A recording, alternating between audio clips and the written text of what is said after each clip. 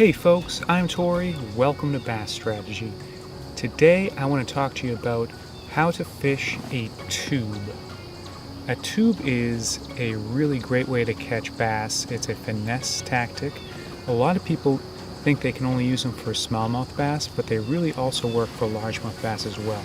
If you've ever seen a dying bait fish in the water, a sunfish, really any kind of dying fish, a lot of times they go into what's called a death spiral.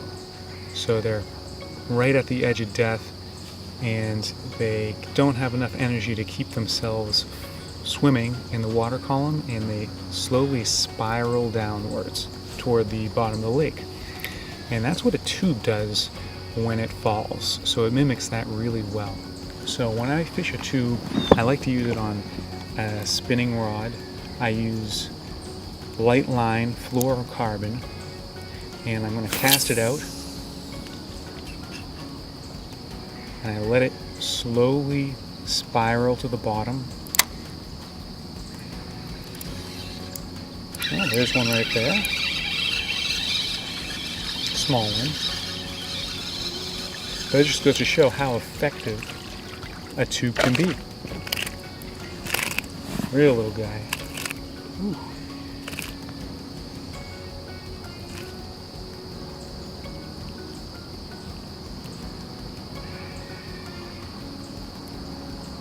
We really wanted that tube. So once it gets to the bottom, what you're going to do is you're going to just lift your rod tip up 2 or 3 times. So the first time you lift it, you're just getting that tube to rise up off the bottom. And then the second or third time, it's going to spiral upward and then slowly spiral back downward. So if you just lifted it the one time, it's not going to get enough of a spiral back downwards. It's the second or third time that's going to give it enough lift to spiral back down. Let's talk about where you're throwing a tube. You can throw it in just about anywhere except heavy cover.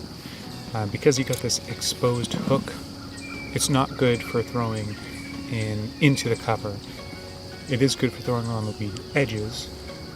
You could go to a weedless tube, but that is a totally different category. The reason is you're not going to get that spiral out of a weedless tube.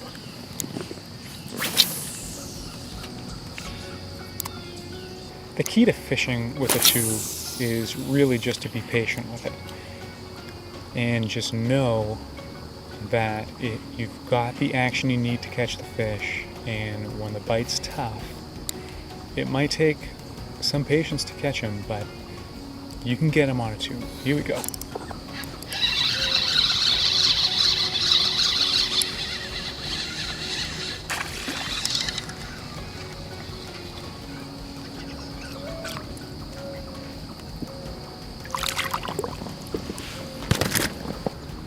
Small one on a tube.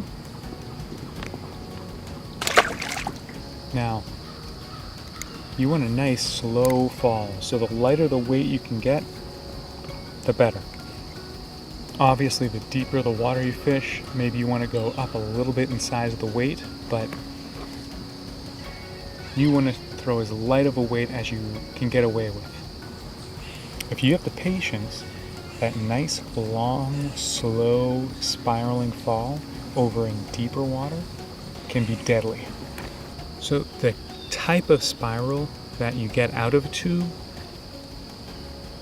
depends on where your eyelet of your hook comes out of the tube. The further up the tube, the tighter your spiral is going to be. And if you want a wider spiral, you can actually move that down a little bit. And the further down you get, the wider of a spiral you're going to get.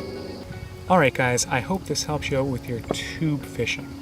Now I'm going to leave some of my favorite tubes, my color recommendations, and some of the hooks that I use in the video description below, so check that out. Guys, if you liked this video, give me that like, consider subscribing to the channel, and I hope to see you next time. Thanks for watching.